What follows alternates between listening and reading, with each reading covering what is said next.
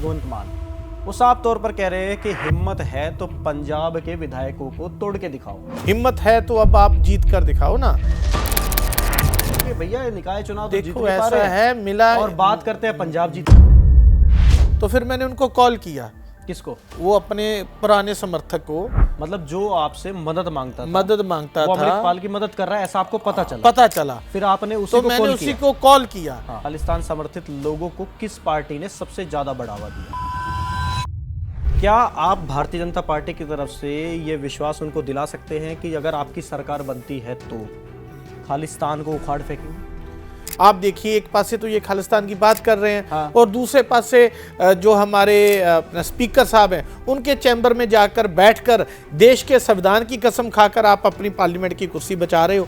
सिख समुदाय में बड़ा कन्वर्जन हो रहा है। नेक्सस कैसे चलता है ये? नेक्सस क्या कारण ऐसे है कि धर्म परिवर्तन कराया जा रहा है? क्योंकि ये मुगलों का समय तो है नहीं। जो ये कुछ लोग चुनिंदा है जो ये नौजवानों को भड़काते हैं, लेकिन हमको हमारे आप अमृतपाल की बात कर रहे हैं, जब उनको गिरफ्तार करके डिब्रूगढ़ असम में ले जाएगा। जी जी जी जैसे अमृतपाल की आपने बात की जी, तो वो एक ऐसी आइडियोलॉजी है जिसको भारत कभी एक्सेप्ट नहीं कर सकता, नहीं कर सकता, ना पंजाब कर सकता। जी जी जी जी तो सरबजीत सिंह खालसा जी जो इंदिरा गांधी वाला कनेक्शन था, जी जी आप समझिए कि लोकसभा में leader of opposition Rahul Gandhi आगे बैठे हैं, जी उनकी 4 लाइन पीछे सरबजीत सिंह खालसा बैठता है, जी जी जी और इंदिरा गांधी की हत्या की गई। कितना मुश्किल है इस भिंडरा वाले की आइडियोलॉजी को बाहर फेंकना।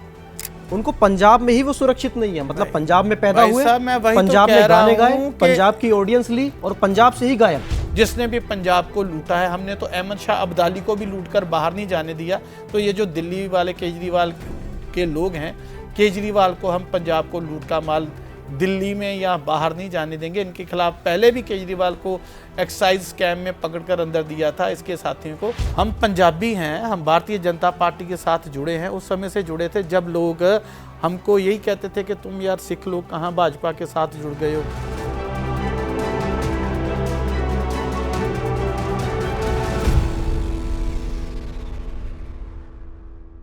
2024 के लोकसभा चुनावों में जो परिणाम आया उसके बाद भारतीय जनता पार्टी ने पीछे मुड़ के नहीं देखा। बीजेपी ने दिल्ली, महाराष्ट्र और तमाम राज्य ऐसे रहे जहां पर अपनी सरकार बनाई, तो वहीं बिहार में पहली दफा भारतीय जनता पार्टी का मुख्यमंत्री बना।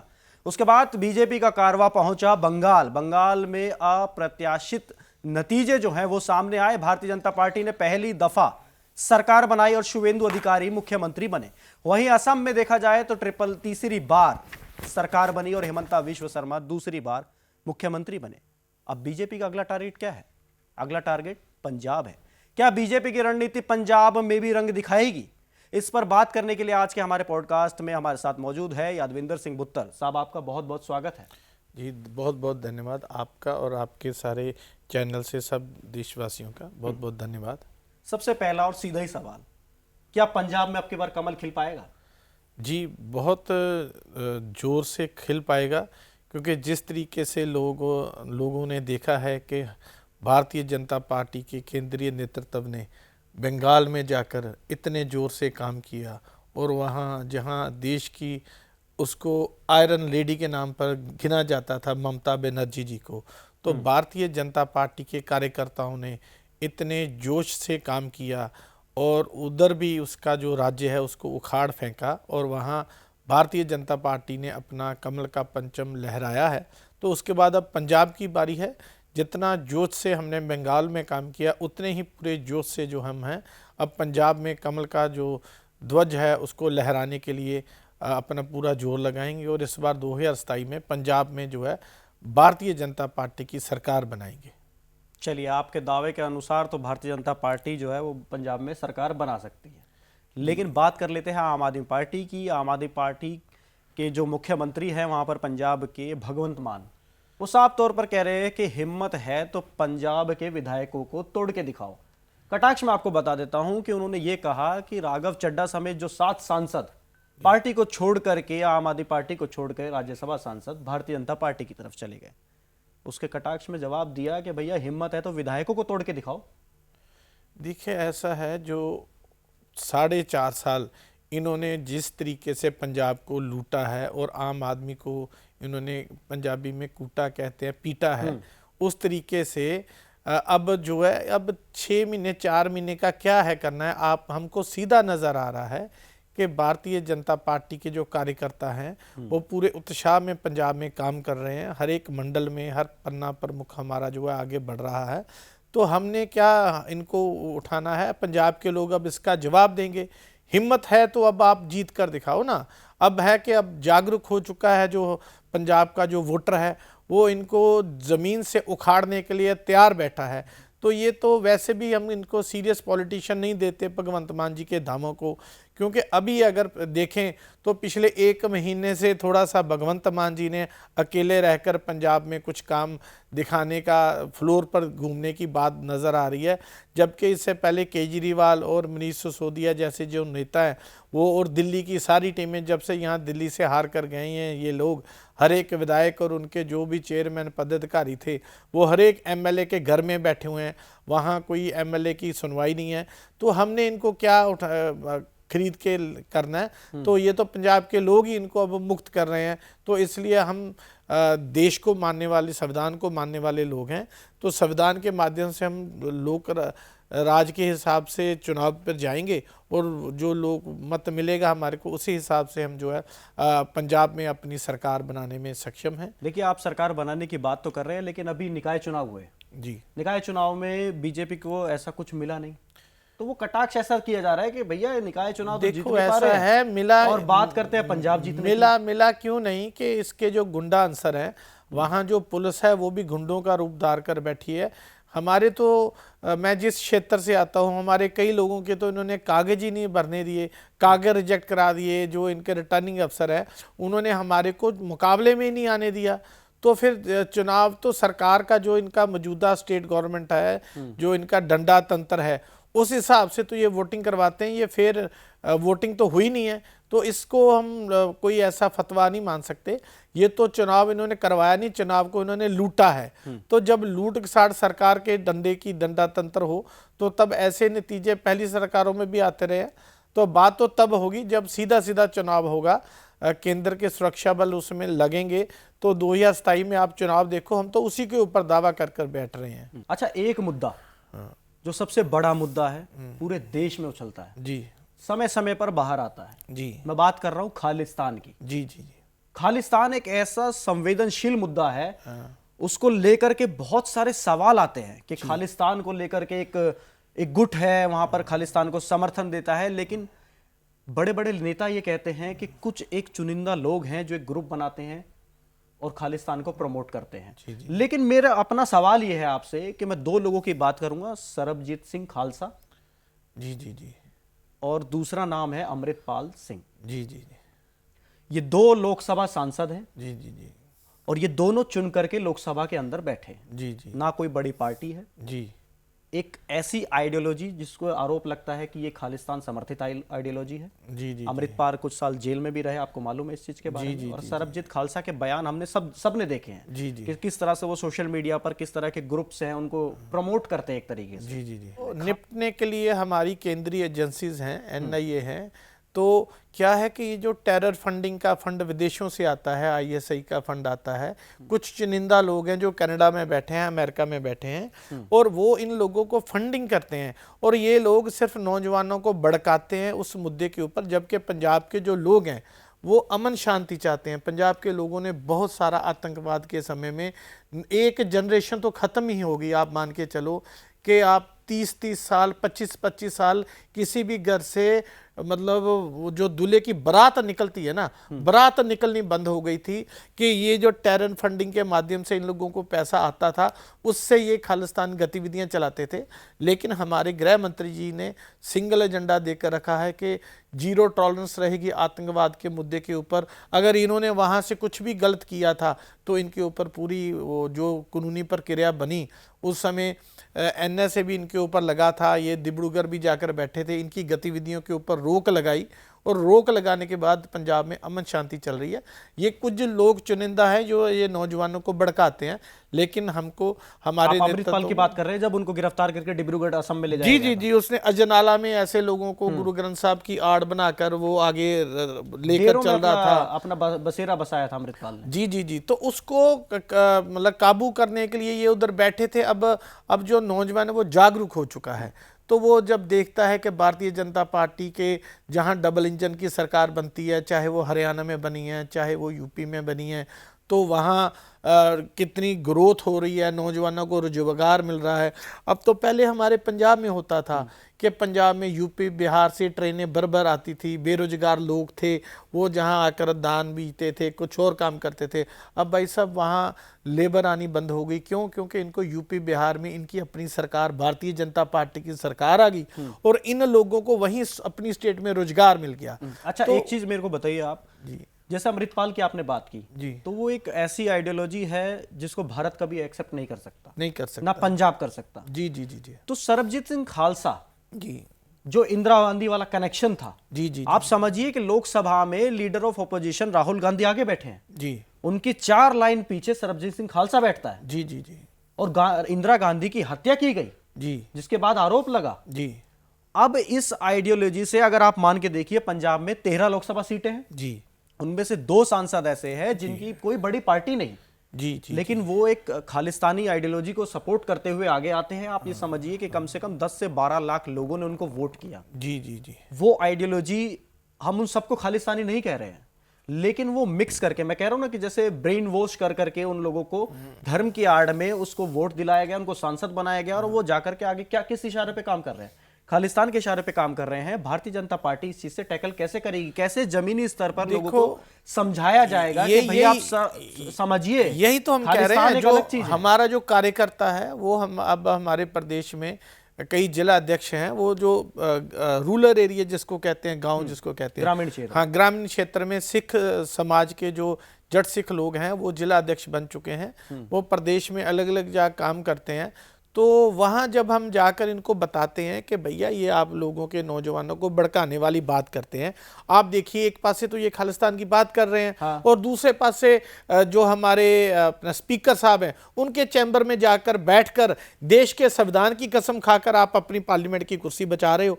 ये जो आपका डबल चेहरा है ना, लोगों को गुमराह करने वाला, नौजवानों को गलत दिशा देने वाला, उस पर लगाम लगाने के लिए भारतीय जनता पार्टी जो है इन आतंकवादी संगठनों को जो है एक्सपोज करेगी। कोई किस्सा, कोई खालिस्तानी आपसे टकराया? देखिए हमारे से तो ये है कि हम जब सबसे पहले होते थे, हम जब अब भाजपा में हम काम कर रहे हैं, सिख समाज से हैं हम। मैं 2013 से भारतीय जनता पार्टी में काम कर रहा हूँ। उस समय पंजाब का संगठन और आज 13-14 साल बाद जो संगठन है उसकी रूपरेखा अलग है।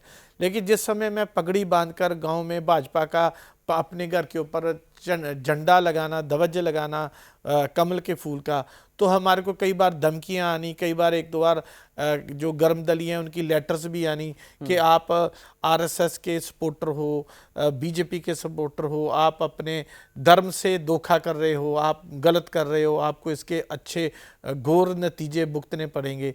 लेकिन हमने इनकी कभी परवाह नहीं की, क्योंकि हमको पता है कि ये कुछ चुनिंदा लोग हैं, ऐसे कुछ नहीं है, ये पेड लोग होते हैं, ये ऐसे हल्ला गुल्ला कर कर भाग भूग जाते हैं। तो हम तो कानून में विश्वास रखने वाले लोग हैं। ये आम लोगों को दबाने का यत्न तो करते हैं, जैसे किसी को लेटर भेज दिया, थ्रेट लेटर दे दिया, थ्रेट कॉल करवा फोन दिया। कॉल भी आया था क्या आपके? फोन कॉल तो कई बार आए हमको, लेकिन हमने अपने जो केंद्रीय नेतृत्व है उनके ध्यान में लेकर आए, तो अपने जो वहाँ के पुलिस अफसर हैं उनको भी ध्यान में लेकर आए, लेकिन उससे दबने वाले नहीं है ना। भारतीय जनता पार्टी का देखिए आप बंगाल में क्या हाल रहा कि कितने हमारे नेताओं का कत्लो गैरत किया बंगाल में, लेकिन हाँ अल्टीमेटली भारतीय जनता पार्टी जो है कामयाब हो गई। 15 साल की लड़ाई लड़ने के बाद हमने वहाँ अपनी सरकार बनाई। ये भारतीय जनता पार्टी के जो कार्यकर्ता हैं, ये किसी भी थ्रेट कॉल से या किसी भी ऐसे, अगर आप कोई लेटर भी डालोगे या कोई भी आप इवन हमारे बंदों के ऊपर हमला भी करवाया, मेरे ऊपर भी हमले हुए हैं, लेकिन ये हम अपनी सच की बात देश को आगे बढ़ाने, हाँ देश को आगे बढ़ाने के लिए जो हम अपना कदम उठाते हैं उसमें हम जारी निरंतर जो है अपनी भूमिका निभाते रहे। अच्छा, फोन कॉल कैसा आया आपके पास? वो तो मैं आज से 3 दिन पहले भी मैं सुबह सुबह तैयार हो रहा था, तो मेरे एक कार्यकर्ता का टेलीफोन आया कि सर वो जब आप भी अपने इलाके में आते हैं, मैं बटाला विधानसभा और गुरदासपुर लोकसभा क्षेत्र से आता हूँ, बॉर्डर एरिया से जिसको कहते हैं हम, अमृतसर के पास है। अमृतसर के पास। तो मेरे को कहने लगे कि भाई साहब वो जो कार्यकर्ता है, आप जिस समय भी उसको कोई मुश्किल आती है तो वो कभी भी पुलिस की कोई दिक्कत आती है आपको कॉल करते हैं कि हमारी यहाँ मदद करो, ये मदद करो। तो अब भैया वो जो लोग हैं वो अब अमृतपाल के साथ भिंडरावाली की फ़ोटो लगाकर उसके साथ प्रचार कर रहे हैं, तो उनको थोड़ा देखना होगा वो। तो फिर मैंने उनको कॉल किया। किसको? वो अपने पुराने समर्थक को, मतलब जो आपसे मदद मांगता था, मदद मांगता वो था, अमृतपाल की मदद कर रहा है ऐसा आपको पता चला। फिर आपने उसी तो को मैंने कॉल उसी किया। को कॉल किया हाँ। कि भैया ये तुम लोग क्या सोच रहे हो कि तुम किस दिशा पर चल रहे हो।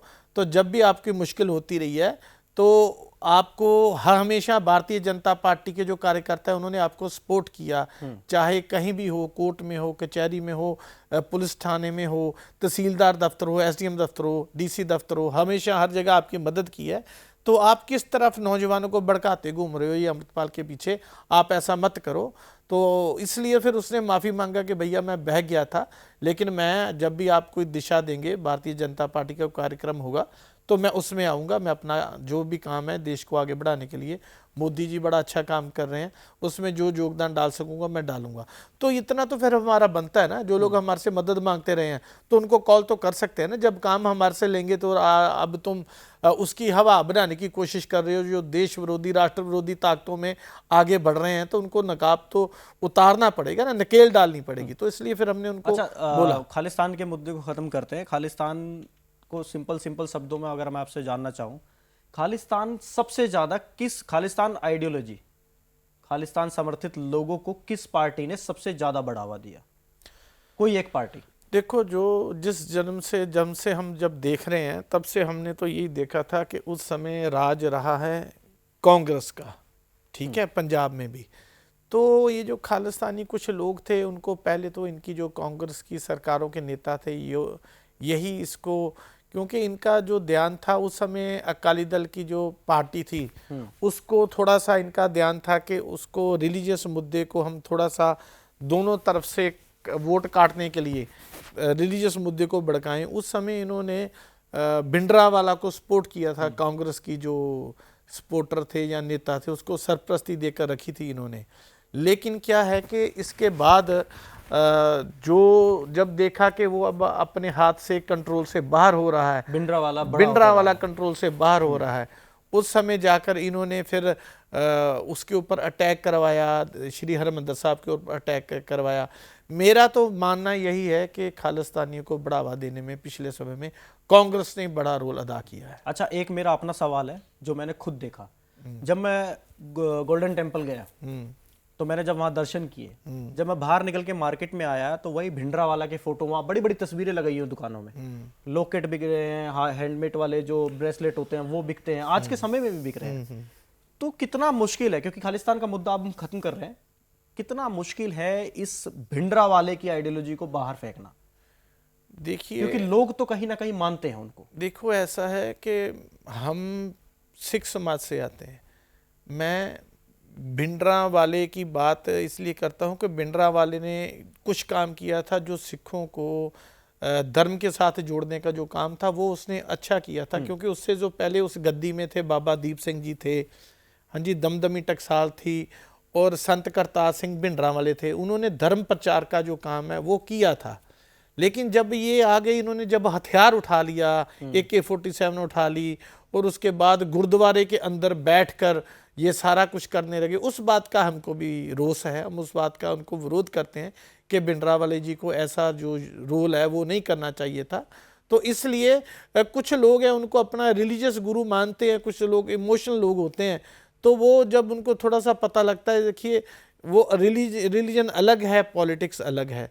तो मेरा तो यही कहना है कि पॉलिटिक्स के नज़रिए से जब हम देखते हैं तो उसको तो कोई भी समर्थन नहीं मिल पा रहा, वोट बैंक में समर्थन नहीं मिल पा रहा। मतलब तो नौजवानों को भटकाना, वो अमृतपाल ने कोशिश जरूर की थी, लेकिन अब लोग जागरूक हो चुके हैं। तो वो जो है वो भारतीय जनता पार्टी के साथ शामिल हो रहे हैं। आप हमारा पंजाब बीजेपी का पेज देखिए, उसमें देखिए जो पंजाब में सिखों में निहंग सिंह होते हैं जिन्होंने कृपान बाना डाला होता है, तो वो बड़े जोर से भारतीय जनता पार्टी की सपोर्ट कर रहे हैं। नैब सिंह सैनी जी हमारे पंजाब में आते हैं तो वो जाते हैं, पगड़ी बांधी होती है, सिख समाज के बहुत लोग उनको प्यार से जफ्फी में ले रहे हैं। निहंग समाज जो है उनको साथ ले रहा है, वो भारतीय जनता पार्टी के साथ आता है। तो इसलिए अब वो जो सिख समाज है वो जागरूक हो चुका है। अच्छा, जो सिख समाज के साथ साथ जो बाकी और भी लोग पंजाब में रहते हैं, क्या आप भारतीय जनता पार्टी की तरफ से ये विश्वास उनको दिला सकते हैं कि अगर आपकी सरकार बनती है तो खालिस्तान को उखाड़ फेंकेंगे? जी जी, खालिस्तान का मुद्दा तो पंजाब में एक्चुअल मुद्दा है ही नहीं भाई साहब। पंजाब का ये मुद्दा नहीं है, चंद लोगों का सोशल मीडिया में भड़काया गया मुद्दा है। उखाड़ फेंकने वाली तो बात तो पक्की है कि हम तो थोड़ा सा भी नहीं होने देंगे। अगर आप देखिए ना, पिछले दिनों में मतलब कितने जोर से एक वो कॉकरोच पार्टी का पेज बन गया, ये हो गया वो हो गया, उखाड़ फेंका ना, तुरंत से उसको सारे देश से मुक्त कर दिया। ऐसे कुछ जो एंटी नेशनल एक्टिविटी होती हैं, ये केंद्र की एजेंसियां, तो जो प्रदेश के जो लोग हैं ये इसको जागरूक हो जाते हैं, इसको ज़्यादा बढ़ावा नहीं मिलता। तो इसलिए ऐसा कोई मुद्दा नहीं है पंजाब के लोगों में। यहाँ दिल्ली में ज़रूर लगता है कि जो बहुत बड़ा हम पंजाब में रहते हैं, ऐसा कोई मुद्दा पंजाब में अब खालिस्तान वाला है नहीं। लोग नौजवान जो है अपने भविष्य की चिंता कर रहे हैं। चलिए, खालिस्तान के मुद्दे से आगे बढ़ते हैं और अब बात करते हैं कन्वर्जन। धर्म की आड़ में कन्वर्जन कराया जा रहा है, बहुत बड़ा मुद्दा है पंजाब में। और मैं बात करूं तो 2018-19 के आसपास की, जब ये कार्यकाल आगे बढ़ रहा था, 2019-18 के आसपास जब समय की बात करूं, तो कन्वर्जन का जो मुद्दा था बहुत तेजी से बढ़ा।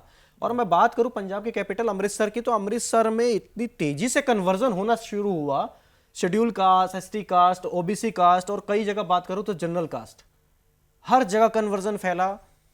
पैसे दिए जाते हैं, धर्म परिवर्तन कराया जाता है, या किसी के साथ जबरन या किसी की भावनाओं या किसी की आर्थिक स्थिति के साथ खिलवाड़ किया जाता है और कन्वर्जन करा दिया जाता है।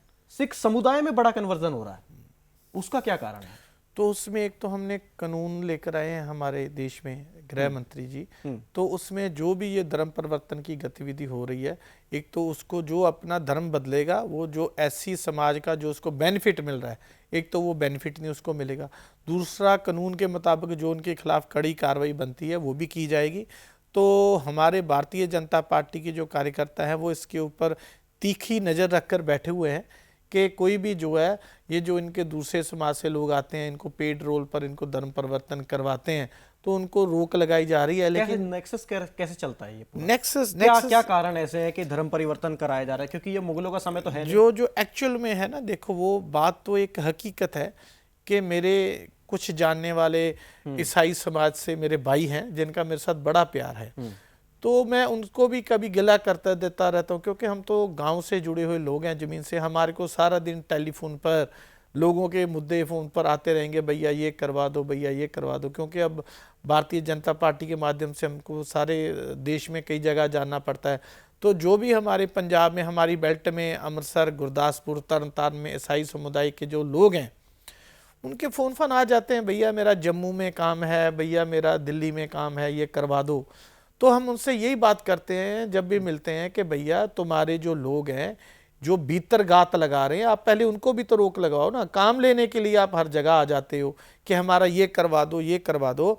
और आप लोग क्या कर रहे हैं कि आप जो गरीब लोग हैं सिख समाज के, जिसको हम पंजाब में मजहबी सिख कहते हैं, उनके घरों में जाकर आपके जो पास्टर लोग हैं, कुछ पास्टर, सभी नहीं, कुछ पास्टर लोग हैं, उनको आप रोक लगाओ।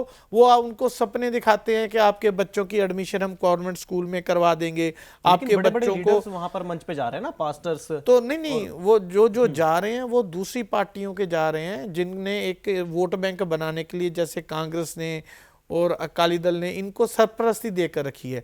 उनकी आंखों के सामने भी ये जो होता है, तो हम तो लोग रोकते हैं, लेकिन ये जो रोकते नहीं है, प्रदेश की जो दूसरी पार्टियां हैं, इनको वोट लेने के लिए अपनी आंखें बंद कर लेते हैं। धर्म परिवर्तन के मुद्दे के ऊपर कोई गंभीरता से काम कर रहा है तो भारतीय जनता पार्टी का केंद्रीय नेतृत्व, वो प्रदेश नेतृत्व जो ये नेक्सस चल रहा है कन्वर्जन वाला, तो जब कन्वर्जन कराने के लिए वो लोग आते हैं जी, तो आपको क्या लगता है, क्या सुनने में आता है? क्योंकि आपके कार्यकर्ताओं से बात होती है, लोगों से बात होती है, क्या लालच दिया जाता है या क्या ऐसी स्कीम के बारे में उनको बताया जाता मैं है वही जिसकी तो वजह से बता रहा हूँ प्रभावित कि हो जाते आपके बच्चों को एजुकेशन के लिए अमेरिका ले जाएंगे, आपके शिक्षा को ले बच्चों को विदेश भेजेंगे। एजुकेशन वहाँ ले जाएंगे। ठीक है। तो ये जो इनकी बड़ी बड़ी चर्चे हैं वहाँ, उनके ऊपर कुछ इन्होंने पेड लोग खड़े कर रखे हैं, उनके ऊपर हाथ लगाते हैं कि ये देखो आपको चमत्कार दिखा रहे हैं, इस तरीके से आपको भगवान यीशु मसीह जी हैं, ये आपके लिए ये कर रहे हैं, ये कर रहे हैं। तो वो बेचारे, अनपढ़ता है, गरीबी का सबसे बड़ा कारण है अनपढ़ता, एजुकेशन। तो जब एजुकेशन नहीं है तो उनको जो भी बोलेगा, अगर बेचारा जिस छोटा सा बच्चा है, अगर बच्चे को आप कह दोगे कि ये कुत्ता है, ये बकरी है, तो अगर माँ बोलेगी ये कुत्ता है तो बच्चा बोलेगा हाँ तो ये कुत्ता है, मेरी माँ बोल रही है। ऐसे अनपढ़ व्यक्ति का भी वही हिसाब होता है कि ये उनकी गरीबी की और अनपढ़ता का लाभ उठाते हुए उन लोगों को मिसगाइड करते, धर्म परिवर्तन में लेकर जाते हैं। लेकिन अभी दोबारा से लोग जो है वहाँ से आकर दोबारा अपने पुराने धर्म में शामिल हो रहे हैं, घर वापसी कर रहे हैं। घर वापसी कर रहे हैं। तो ये कितना बड़ा मुद्दा रहेगा चुनाव में, और बीजेपी कैसे टैकल करेगी इसको? तो हम तो देखो इसमें वो जो बेल्ट है उसके ऊपर हम देख रहे हैं। इसी के बीच में हमारे अब प्रदेश के मिनोरिटी मोर्चा के अध्यक्ष हैं हमारे वहाँ से, वो ईसाई समुदाय से हैं, अच्छे लोग हैं जो मिनोरिटी में काम कर रहे हैं, वही जो है आगे काम करते हैं। वो अपने समुदाय के लोगों को समझाते हैं कि आप ऐसा मत करो जिससे आपके ऊपर कोई कानूनी कार्रवाई होगी। तो कानून के माध्यम से हम इनके ऊपर नकेल जो है लगाएंगे, तो इनको जो भी कानून की प्रक्रिया के अनुसार दंड बनेगा वो भी करवाएंगे। और इनको जो बड़ी बात है, इनका एजुकेशन लेवल, उसको ठीक करने के लिए हम शिक्षा की बात तो आम आदमी पार्टी सरकार करती है ना कि मुफ्त शिक्षा दे दी, तो वो कुछ नहीं किया दे रहे हैं ना बच्चों को पंजाब में। वो तो सिर्फ पोस्टर एडवर्टाइजमेंट की है, किसी को कोई शिक्षा का कुछ नहीं हो रखा। पंजाब में लोग जो है अपने बच्चों को विदेश में भेज रहे हैं। पंजाब में लॉ एंड ऑर्डर की स्थिति बेकाबू हो चुकी है। स्कूलों में भी अब तो ड्रग बिकने लग पड़ा। हाँ जी, इनका जो बड़ा नेक्सस है आम आदमी पार्टी के एमएलए का और गैंगस्टरवाद का, गुंडों का, अब उनके माध्यम से तो इन्होंने क्या शिक्षा देनी है। लोग तो कहते हैं हमारे बच्चे की जान बच जाए तो जल्दी से ये 5 साल कंप्लीट हों तो इनको उखाड़ कर फेंकें। तो ये तो सारे मुंगेरी लाल के हसीन सपने दिखाने वाले सपनों के सौदागर केजरीवाल एंड सिसोदिया कंपनी है जो पंजाब को लूटने के लिए वहाँ गए हैं। लेकिन ये पंजाब के लोग जागरूक हो चुके हैं, इस बार इनको लूटने नहीं देंगे। अच्छा, बात करूं मैं 1990 की, तो पंजाब एक ऐसा राज्य था जो सबसे ज्यादा रेवेन्यू जनरेट करके भारत सरकार को दिया करता था जी। तो ऐसा क्या हुआ कि पिछले 30-35 सालों में पंजाब सरकार पर कर्ज इतना ज्यादा बढ़ गया? और मैं एक एडिशनल इसमें जोड़ना चाहता हूं कि पंजाब के मुख्यमंत्री ने तो एक इंटरव्यू में साफ तौर पर यह तक कह दिया कि मैं नहीं देता पैसे, मैं नहीं दूंगा। पंजाब के ऊपर इतना कर्जा कैसे बढ़ गया? या अगर बात करें फ्री सुविधाएं देने की, जैसे मुफ्त पानी, मुफ्त बिजली, मुफ्त शिक्षा या हेल्थ की बात करें, तो वो सारी चीजें पंजाब सरकार कह रही है कि भैया हम तो मुफ्त दे रहे हैं। क्या ये कारण है? ये कारण तो एक अलग कारण है, लेकिन बड़ा कारण ये है कि ये जो हमारा पिछला नेतृत्व रहा है, चाहे वो अकाली दल का सरकार रही है, चाहे वो कांग्रेस की रही है, चाहे अब आम आदमी की आ गई है, 1990 के बाद की आप बात कर रहे हो ना, तो तब से जो भी सत्ता में आया है, मुख्यमंत्री जिस भी पार्टी का रहा है, उस पार्टी ने पंजाब के लोगों की तरक्की के ऊपर, पंजाब की जीडीपी को बढ़ाने का काम नहीं किया। उन्होंने अपने बिजनेस एम्पायर खड़े कर लिए। चाहे सुखबीर बादल ने अपनी बसों का कारोबार खड़ा कर लिया, चाहे उन्होंने अपने 5 स्टार होटल्स बना लिए। लेकिन एक समय में तो गठबंधन था ना, भारतीय गठबंधन था, हम तो हमेशा कम सीटों पर बैठे थे, हम तो सरकार में अपना विरोध जताते थे, लेकिन हमारी सुनवाई नहीं होती थी। इसीलिए तो हमने गठबंधन तोड़ दिया कि हम ऐसे नेतृत्व का सहयोग नहीं करेंगे जो कहने को तो वो लोग वोट लेने से पहले देशभक्ति की बात करते हैं, उसके बाद ये हर बात को, गैंगस्टरवाद को बढ़ावा देते हैं, ड्रग्स को बढ़ावा देते हैं। अभी उनका साला भी तो ड्रग केस में कितना समय अंदर रहकर आया, सुखबीर बादल का साला भाई साहब। तो ऐसे लोगों के साथ हमने गठबंधन तोड़ दिया। जब हमारे हरदीप सिंह पुरी जी अमृतसर से चुनाव हार गए तो गठबंधन इनका असली चेहरा सामने आया। हमारे वोटों, मतलब जो वोट बैंक है उसको इन्होंने खोरा लगाया। उन्होंने तो ये कहा ना कि गठबंधन तो इसलिए तोड़ा है क्योंकि आप लोग 3 कानून लेके आए, किसान कानून। नहीं, अरे भाई साहब, इन्होंने तो कानून साथ बैठकर बनवाए थे। जब किसानों ने इनका घर घेर लिया तब जाकर ये मुकर गए। तो हमने गठबंधन तो इनके साथ इसलिए तोड़ा है कि आप लोग हमारे को केंद्रीय नेतृत्व को मिसगाइड करते हो। जब भी ये बादल और सुखबीर बादल दिल्ली में आते थे केंद्रीय नेतृत्व के पास, पंजाब के लोगों को कहते थे कि हम पंजाब के मंत्री के पास पंजाब के मुद्दे लेकर जा रहे हैं, तो आकर तो यहाँ को 5 स्टारों की एनओसी लेनी होती थी, अपने बिजनेस को बढ़ावा देते थे। ऐसी कांग्रेस के नेतृत्व ने भी अपना जीडीपी बढ़ाया, अपना बिजनेस अंपायर खड़ा किया, ना कि इन्होंने कोई प्रदेश के लोगों के लिए कोई काम किया। तो आपकी राजनीति भी तो अकाली दल से शुरू हुई थी।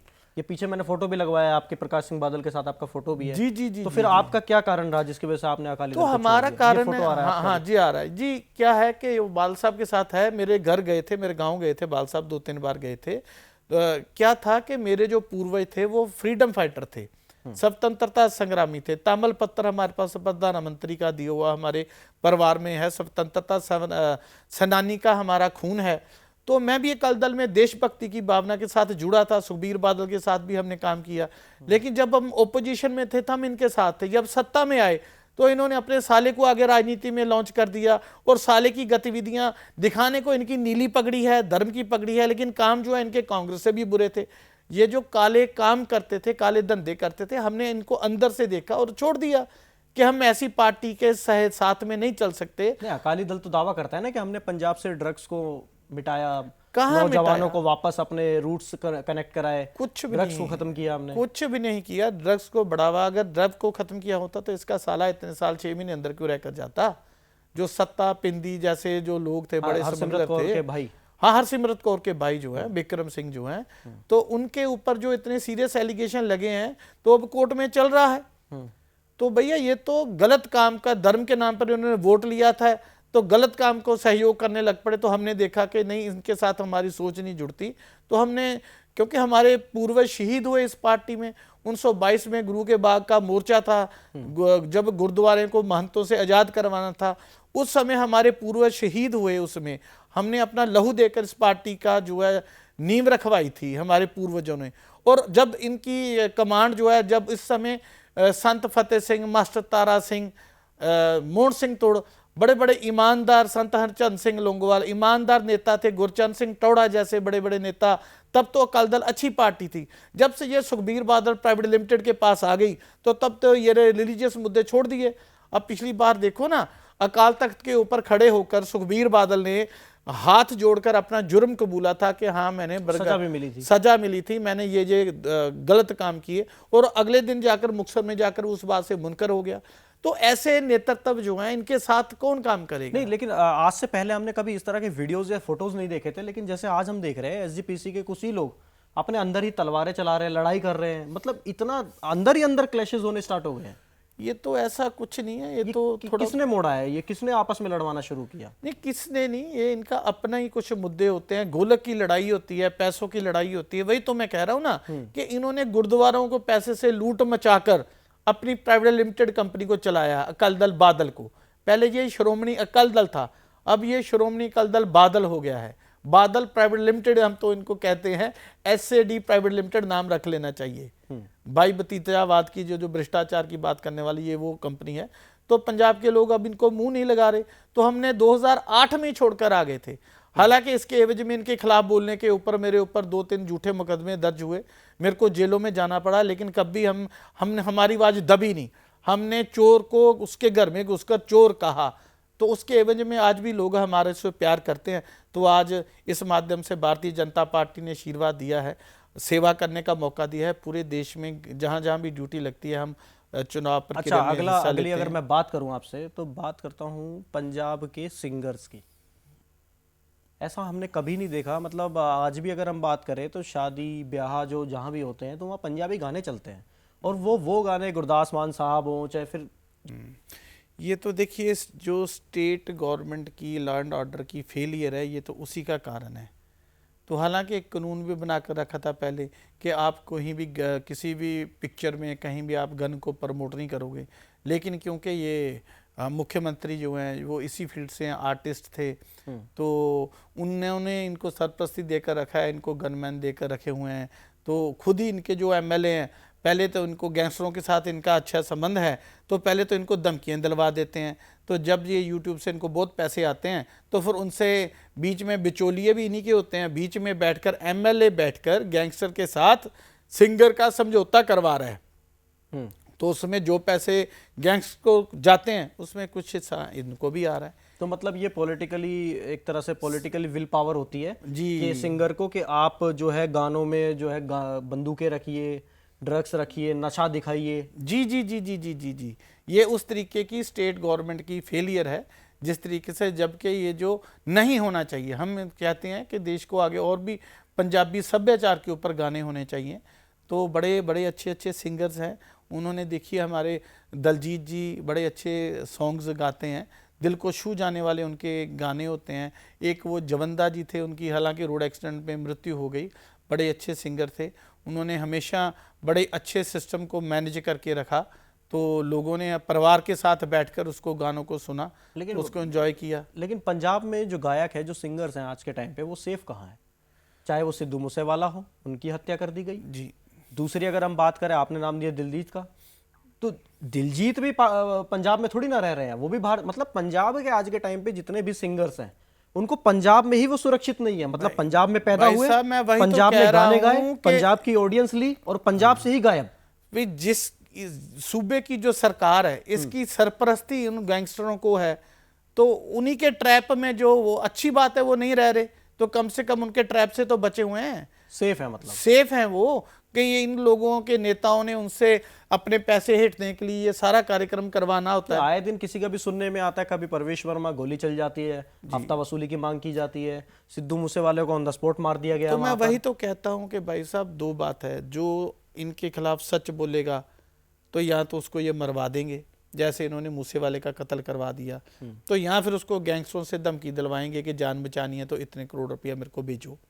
तो वो जो पैसे हैं वो इन्हीं, आप मान के चलो ना भाई साहब, इन्होंने कहा कि आम आदमी पार्टी ने हमने साइकिल पेंचर लगाने वाले को विधायक का टिकट दे दिया, ये कह रहे हैं।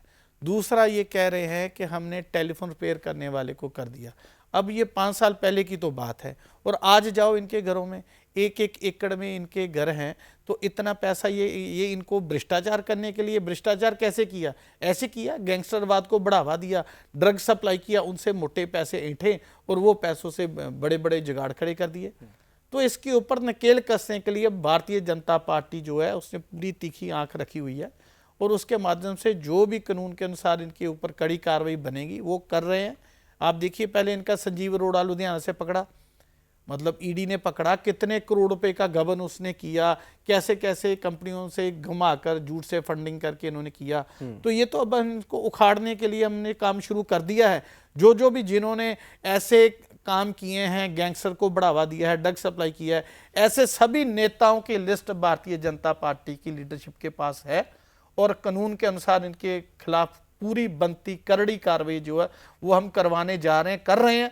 और इससे डर से तो ये बहुत सारे इनके जो कुछ बिल्डर्स हैं जिनके ऊपर काला धन, नेताओं का काला धन बिल्डर्स के पास जाता था, उसके बाद ये अपना बढ़ावा देते थे, वो तो अब अपनी फाइलें उठाकर पंजाब छोड़कर विदेशों में जाकर बैठे हैं। लेकिन कोई बात नहीं, हमारे को कानून पर पूरा यकीन है। जिसने भी पंजाब को लूटा है, हमने तो अहमद शाह अब्दाली को भी लूट कर बाहर नहीं जाने दिया। तो ये जो दिल्ली वाले केजरीवाल के लोग हैं, केजरीवाल को हम पंजाब को लूट का माल दिल्ली में या बाहर नहीं जाने देंगे। इनके खिलाफ पहले भी केजरीवाल को एक्साइज स्कैम में पकड़कर अंदर दिया था, इसके साथियों को। अब पंजाब में जो भी गैंगस्टरवाद से पैसे हेठ रहा है, ड्रग सप्लाई कर रहा है, सभी की जानकारी है। समा आने दीजिए, सभी के खिलाफ करड़ी कार्रवाई। लेकिन भगवंत मान ने तो बुलडोजर एक्शन भी किया, तो वो तो कुछ दिन किया ना। मान ने तो यूपी के जो बुलडोजर एक्शन है, योगी मॉडल जी, उसको लागू किया, और वो कह रहे कि ड्रग माफियाओं पर हम बुलडोजर एक्शन चलाएंगे। 1-2 दिन किया, वही तो मैं कह रहा हूँ। ये सिर्फ एडवर्टाइजमेंट की सरकार है भाई साहब, ये सिर्फ मशहूरी करते हैं, चैनल में अखबार में दिखाते हैं, केंद्र के पैसे की दुर्वरतों करते हैं, फिर कहते हैं हमको पैसा नहीं आ रहा। जो पैसा आपको दे रहे हैं वो तो आप केजरीवाल को हेलीकॉप्टर बिठाते हो, गुजरात ले जाते हो। पंजाब सरकार का पैसा आप लोगों की भलाई के लिए लगाना चाहिए, जो केंद्र से आ रहा है। आपने यूजर सर्टिफिकेट आप केंद्र को वापस कर नहीं रहे हो, और उसके लिए आपको अब बताओ, पंजाब की जो स्कीमें हैं उसका जो इश्तिहार एडवर्टाइजमेंट जो अखबार में लग रहा है, उसका गोवा में क्या काम है भाई साहब पे? पंजाब में हमने ये सवाल जैसे उनसे पूछा जाता है वो कहते हैं भारतीय जनता पार्टी भी तो यही करती है। नहीं करती। हम अपनी स्टेट का काम, अपनी स्टेट की वेलफेयर के लिए पैसा लगा रहे हैं। हम गुजरात का पैसा इधर नहीं घुमा रहे, हम बिहार का पैसा इधर नहीं लगा रहे, ये करते हैं। इसका मतलब ये हो गया कि चलो हम तो करते नहीं हैं। मतलब आप किसी के घर में घुस जाओ तो अगर वो आप उसके घर की चोरी कर रहे हो तो अगर वो रोकेगा तो वो कहेगा कि क्या भाई तुम भी तो चोरी करके लेकर आए हो, मैं इसलिए चोरी करने आ गया। फिर कानून कहाँ है देश में? तो वो आरोप आपके ऊपर भी लगा देते, कहते हैं कि आप लोग वोट चोरी करते हैं। अरे वो जो आरोप बंगाल में लगाया कि वोट चोरी हुई, नहीं, वोट चोरी कहाँ हुई? तो बिहार में लगाया, नहीं, बिहार में अगर वोट वोट चोरी चोरी हुई तो 2 बार तो आप दिल्ली के मुख्यमंत्री रह गए भाई साहब। 3 बार, एक बार 3 बार कांग्रेस के साथ में भी रह गए। तो उस समय ना हमने वोट चोरी कर लिया। आप जैसे वरिष्ठ नेताओं को दिल्ली 2 बार आपने लूट ली, दिल्ली के लोगों को लूट लिया। तो आप इस अगर चोरी करना होता तो भैया हम 2022 में ना चोरी करके वहां सरकार बना लेते। हम पंजाबी हैं, हम भारतीय जनता पार्टी के साथ जुड़े हैं, उस समय से जुड़े थे जब लोग हमको यही कहते थे कि तुम यार सिख लोग कहाँ भाजपा के साथ जुड़ गए हो। और वहाँ हमारे लोगों के, सिखों के यहाँ भारतीय जनता पार्टी के नेतृत्व के कपड़े फाड़ दिए जाते थे। हाँ जी, इतना हमने विरोध झेला है स्टेट में। और हमको भी तो चाहिए था कि अगर हम ऐसा करते तो हम 2022 में अपनी सरकार बनवा लेते। ये झूठ के एलिगेशन है इनके, कुछ ऐसा होने वाला नहीं है। इनको अब पता है कि इनके पैरों के नीचे से जमीन खिसक चुकी है। 2027 में पंजाब में भारतीय जनता पार्टी का राज आ रहा है। पिछली लोकसभा में देखो आपने, हमारी पार्टी ने अच्छा प्रदर्शन किया, 18.7% हमारा वोट बैंक बना। और इस बार अगर 35-40% आ गया तो आप देखिए हम सरकार बनाने अच्छा, के लिए एक कानून सक्षम की ओर हैं। मैं बात कर लेता हूं जो भगवंत मान सरकार ने बनाया, बेअदबी वाला। जी जो गुरु ग्रंथ साहिब है, जी, उनकी बेअदबी के ऊपर वो कानून बनाया, उसका भी विरोध किया जा रहा है। ये तो सिखों के हित फायदे के लिए बनाया ना। नहीं नहीं नहीं नहीं, देखिए ऐसा है कि जरूरत भी नहीं थी इसकी। अगर कानून बनाना था तो ये तो सिर्फ एक पॉलिटिकल, कोई पंजाब के किसी मुद्दे के ऊपर कानून बनाते तो वो बात थी। नहीं, विरोध किस चीज का है फिर? विरोध इस चीज का है कि ये रिलीजियस मुद्दा है। तो उसको जब तक आप सर्वधर्म सम्मेलन ना करो, रिलीजियस जो हमारे सिख धर्म के जो गुरु हैं, चाहे अकाल तख्त के जथेदार हैं, चाहे और नेता हैं, हमारे रिलीजियस नेता हैं, उनके साथ बैठकर आप चर्चा करो कि इसमें ये सुधार कर सकते हैं, ये कर सकते हैं। इन्होंने तो कोई भी चर्चा नहीं किया, जट से सेशन बनाया और कानून बनाया और उसके ऊपर क्रेडिट लेने के लिए पंजाब में यात्रा शुरू कर दी। अच्छा, एक बार क्रेडिट दर्शकों को आप करने के बताइए लिए कि कानून क्या है, ये कानून- बेअदबी वाला कानून क्या है? कानून में उसमें बहुत सारा गलतियां हैं, उसमें संशोधन करना चाहिए। जैसे इन्होंने वो कानून बनाया कि जो कस्टोडियन है, जिस घर में कोई उसकी बेअदबी होगी गुरु साहब की, क्योंकि हमारे जो गुरु ग्रंथ साहब हैं उसको जीवित गुरु माना गया है। 10 गुरुओं के बाद एक हमारे कहते हैं, सब सिखन को हुक्म है गुरु मान्यो ग्रंथ, गुरु ग्रंथ जी मान्यो प्रगट गुनाह की दे, सब सिखों को हुक्म है गुरु मान्यो ग्रंथ। ये जो बात हमारे गुरुओं ने हमारे को समझाई है कि ये जो ग्रंथ है ना, इसको अपना जीवित गुरु मानना है। तो अगर गुरु की थोड़ी सी भी बेअदबी हो रही है तो हम कहते हैं कि ये आप अच्छे है, बात होनी चाहिए, बेअदबी नहीं होनी चाहिए, इसको रोकना चाहिए, इसके ऊपर कड़ी कार्रवाई भी होनी चाहिए। लेकिन जो संशोधन है कानून में वो तो आप करो ना। संशोधन जैसे है कि जिसके घर में है तो वो जो कस्टोडियन है, अगर कोई भी 19 की कोई बात हुई तो जिसको घर का ऑनर है तो उसके ऊपर भी कड़ी कार्रवाई होगी।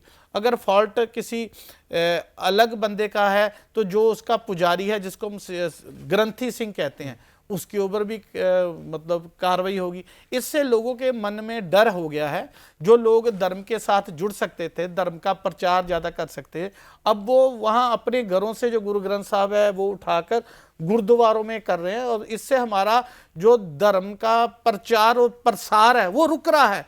लोगों के मन में दहशत की बात है, इसमें संशोधन करने की जरूरत है। इनको दोबारा से धर्म सम्मेलन रखना चाहिए, ऑल पार्टी मीटिंग होनी चाहिए, तो सारे रिलीजियस गुरुओं का सुझाव लेना चाहिए, तब जाकर करें। हालांकि इसको ये क्रेडिट लेना चाहते हैं, चुनाव के आगे गाड़ियों में वही खड़े होकर वही अपना इवेंट प्लान करके फूलों का गिरवाओ जी, भगवंत मान जी आ रहे हैं, तो भैया ऐसे आपको क्रेडिट नहीं मिलेगा। बात कर रहा हूँ सन 1984 की, जो सिख जब दंगे हुए वहां पर, सिखों के साथ जो नरसंहार हुआ, 84 के दंगे हुए, उसके बाद एक ऐसा बना कि इंदिरा गांधी की हत्या कर दी गई। फिर वो एक बयान आया कि एक बड़ा पेड़ हिलता है तो धरती हिलती है। बावजूद इसके पंजाब में कांग्रेस को बार बार जन समर्थन मिलता रहा और पंजाब में कांग्रेस की सरकार बनती रही।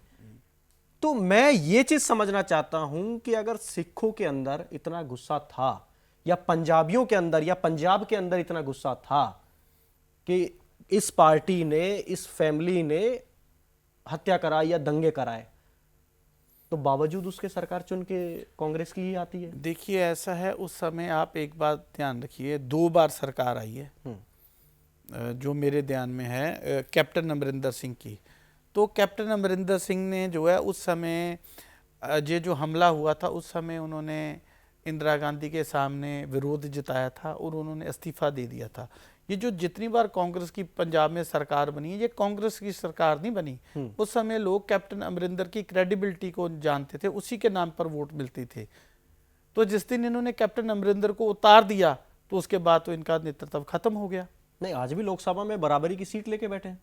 तो लोकसभा में जो इनका है वहां तो उस समय क्योंकि आम आदमी पार्टी नहीं, का मतलब कारण चेहरा क्या है, expose ऐसा हो कारण चुका क्या था। है कि आज भी अगर पंजाब से कांग्रेस को जन समर्थन मिल रहा है, जैसा कि आरोप लगता आया है कि कांग्रेस ने ये कराया, पॉलिटिकल पार्टियां कहती हैं ये बात जी जी जी, कि कांग्रेस ने ये दंगा कराया, कांग्रेस वो ने तो ही। शर्म करवाया जी, जगदीश टाटलर को सरप्रस्ती देकर रखी इन्होंने। तो वो तो सारी दुनिया को पता है 84 के दंगे इन्होंने करवाए, गोल्डन टेम्पल पर हमला इन्होंने करवाया। अभी तक देखो गांधी परिवार ने कभी भी जाकर पंजाब में गोल्डन टेम्पल में खड़े होकर माफी नहीं मांगी। हालांकि मनमोहन सिंह जी थे, वो प्रधानमंत्री रहे हैं, उनको आगे कर दिया, लेकिन इन्होंने अपने पाप का पश्चाताप कभी नहीं कर पाए ये जो है।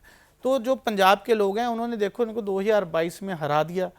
तो उस समय अगर ये चुनाव 2000 लोकसभा जीते हैं तो वो मुकाबला इनका कुछ सीटों पर, क्योंकि हमारा तो वोट बैंक बड़ा ही है। मैं आपको बता रहा था कि हमारे जब पार्टी थी वो गठबंधन में रही है, उस समय हम 23 सीटों पर चुनाव लड़ते थे। हमारा जो अगर कमजोरी थी तो हमारा संगठन ग्रामीण क्षेत्र में कम था। तो इस बार जब हमने लोकसभा भी लड़ी है, हमारा वोट प्रतिशत बढ़ा है, तो वो मेन मुकाबला उस समय आम आदमी का, केजरीवाल का और कांग्रेस का था। लेकिन लोगों को चॉइस ये थी कि सुखबीर बादल ने बेदबियां के मसले में जो उनका काम था उसको समर्थन किया उन लोगों को, तो लोगों ने उनको वोट नहीं दिया। तो किसी ना किसी को तो वोट देना था। आम आदमी का चेहरा एक्सपोज हो चुका, इसलिए उस समय लोगों ने इन लोगों को वोट दे दिया, तो कुछ लोग ये सीट जीत गए हैं। लेकिन आगे के लिए अब आप देखो ना, अब 4 दिन पहले इनके नेतृत्व था, तो 4 दिन में इनके दिल्ली में जो इनके प्रभारी हैं, राहुल गांधी जी हैं, अध्यक्ष जी हैं, सभी ने एक मीटिंग बुलाया था। उसमें हर बंदा अपने मुख्यमंत्री की रेस में घूम रहा है, प्रदेश अध्यक्ष की रेस में घूम रहा है, लेकिन फेल हुए हैं, वापस चले गए। उनको जवाब दे दिया कि नहीं जी, आपका कोई नेतृत्व चेंज नहीं होगा, आप जाओ, इसी ये जो राजा वड़िंग है इसी के नेतृत्व में आपको काम करना पड़ेगा। तो जो अब राजा वड़िंग है वो कभी मुक्तसर घूमते हैं, कभी वो गिद्धड़वा घूमते हैं कि मैं वहाँ से दोनों सीटों से कहीं से चुनाव लड़ूंगा। तो इस बार निकाय चुनाव में ये राजा वड़िंग जो है प्रदेश अध्यक्ष, दोनों सीट से हार गए। हालांकि हमारे प्रदेश अध्यक्ष सुनील जाखड़ जी थे, इससे पहले अंबोर के रहने वाले हैं, बहुत जोर से उन्होंने सारे पंजाब की इतनी जोर की आंधी आई है, उसके बावजूद भी उन्होंने वहां से अपने निगम चुनाव में अपनी जीत हासिल करवाई है, सब अपने लोग जितवा लिए। मतलब आम आदमी पार्टी में अंबोर में अगर भारतीय जनता पार्टी का मेयर बन रहा है, उनके कर रहे हैं, तो लोगों का रिस्पॉन्स जो है वो बीजेपी की तरफ जा रहा है। और राजा वड़िंग जो है मुक्तसर और गिद्धड़वा में अपने बंदे खड़े किए थे, सारे के सारे हार गए। कोई इनका कांग्रेस को अब लोग मुंह लगाने के लिए तैयार नहीं है। अब जो लोग है वोट बैंक पूरा का पूरा जो है लोग जागरूक हो चुके हैं, वो भाजपा की तरफ जा रहा है भविष्य के लिए। चलिए सीधे सीधे 2 सवाल फटाफट अंदाज में पूछ लेता हूं आपसे। मुख्यतः लड़ाई किसके साथ है, कांग्रेस के साथ है, आम आदमी पार्टी के साथ है पंजाब में? देखिए, जो इस बार की लड़ाई है, हमारा तो पूरा ध्यान जो है आम आदमी पार्टी को या इनके भ्रष्टाचार को एक्सपोज करने में रहेगा। ठीक है। तो जो कांग्रेस है वो तो हमको कहते हैं, पंजाबी में कहते हैं पापी को मारने को पाप महाबली है। कांग्रेस पार्टी के नेतृत्व के पाप इतने ज़्यादा हैं कि उसको हमको मारने की ज़रूरत नहीं, उसके अपने पापों के बाहर से उन्होंने गिर जाना है, चाहे वो कांग्रेस हो चाहे वो अकाली दल हो। हमारा मुकाबला आम आदमी पार्टी को जड़ से उखाड़ने के लिए सीधी लड़ाई आम आदमी पार्टी के साथ। जी जी, सीधी लड़ाई। ठीक है। 117 सीटों में से कितनी सीटें आ सकती है अगर आज चुनाव हो जाए तो? देखिए, आज चुनाव हो जाए तो जिस तरीके से, आज तो होने वाला नहीं है एक्चुअल में, चुनाव तो होगा 3-4 महीने बाद, तो मैं वही बात करूंगा। 3-4 महीने बाद जिस तरीके से हमने तुरंत से कार्रवाई की है, आप मान के चलिए हमारे जो राष्ट्रीय नेतृत्व में भी बदलाव करने जा रहे हैं और प्रदेश में भी सारा कुछ होने वाला है। आप 2 महीने बाद मेरे से ये सवाल पूछिए तो मैं आपको बता दूंगा कि कितनी सीटें हम सरकार बनाने जा रहे हैं। अगर 2 महीने में जितनी स्पीड में हमने बंगाल में काम किया, उतनी स्पीड में हम हल्ला बोल राजनीति के हिसाब से अगर पंजाब में बैठ रहे हैं, तो हम भाई साहब 95-100 सीट के लगभग जो है हम अपनी नेतृत्व जो है जिता कर लेकर आए। पंजाब में अगर चुनाव होंगे, विधानसभा चुनाव होंगे, तो उसमें प्रधानमंत्री नरेंद्र मोदी, गृह मंत्री अमित शाह, योगी आदित्यनाथ, हिमंता विश्व शर्मा, शुभेंदु अधिकारी, ये ऐसे बड़े बड़े लीडर सब काउंट हो गए हैं। क्या उनकी रैलियों से, जनसभाओं से, प्रधानमंत्री तो हमेशा से एक तो मैं तो आपको बोल ही चुका हूं, ये जो हल्ला बोल कार्यक्रम होता है ना, उससे हमारे जितने स्टार प्रचारक हैं, हमारे लुधियाना में, जलंधर में, पटियाला में, बठिंडा में इतने प्रवासी भाई बैठे हैं, इतनी डिमांड है उनकी योगी आदित्यनाथ की। आज भी हमको फोन आते रहते हैं कि भाई साहब योगी जी का कार्यक्रम लेके दीजिए। पिछले दिन ही मोगा में रैली हुई अमित भाई जी की, बहुत बड़ा इकट्ठ हुआ, मतलब लाखों समर्थक अमित शाह जी को सुनने के लिए आकर बैठे रहे। तो जितना हमारा मतलब पंजाब में योगी आदित्यनाथ की डिमांड है, योगी जी की, अमित शाह जी की बहुत जोर से डिमांड है और लोग मोदी जी को सुनना चाहते हैं। तो जो जो पंजाब के लोगों के मुद्दे हैं जो हमने केंद्रीय नेतृत्व के पास रखे हैं, उसको जल्दी से आश्वासन दिया है, वो उसको स्वीकार करके मसलों को हल करवाएंगे। और आप मान के चलो कि तुरंत से हम भारतीय जनता पार्टी का जो संगठन है, मतलब आग की तरह पंजाब में गांव-गांव में आगे बढ़ेगा और बहुत जोर से जो है हम लोगों को अपने साथ जोड़कर सत्ता में बैठने के लिए अपना रोल अदा करेंगे। और सरकार बनाने के लिए हमारा केंद्रीय नेतृत्व पूरी प्लानिंग कर रहा है, उसके ऊपर हम काम कर रहे हैं। तो पंजाब चुनाव से जुड़ा हमारा ये पॉडकास्ट आपको कैसा लगा, हमें जरूर बताइए। तमाम सवाल हमने पूछे और तमाम सवाल रह गए। अगले पॉडकास्ट में हम एक और गेस्ट के साथ ऐसे ही चुनाव से जुड़ी जो सवाल है वो सब पूछेंगे। यादविंदर जी, आपका इस पॉडकास्ट में जुड़ने के लिए धन्यवाद। बहुत बहुत धन्यवाद आपका, इंडिया टीवी के सारे दर्शकों का बहुत बहुत धन्यवाद।